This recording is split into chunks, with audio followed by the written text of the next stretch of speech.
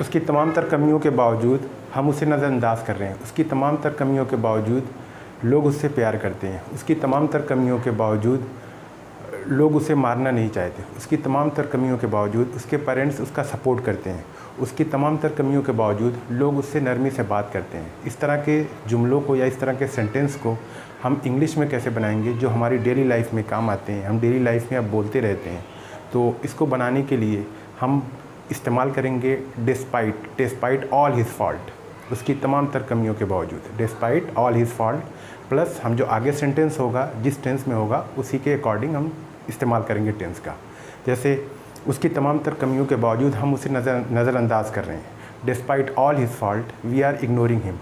उसी तरह उसकी तमाम तर कमियों के बावजूद लोग उससे, हर कोई उससे प्यार करता है, despite all his fault everybody likes him.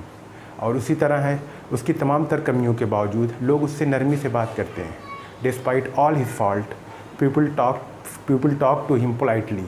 इसी तरह है, उसकी तमाम तर कमियों के बावजूद उसके वालिदैन या उसके पेरेंट्स सपोर्ट करते हैं, despite all his fault his parents support him.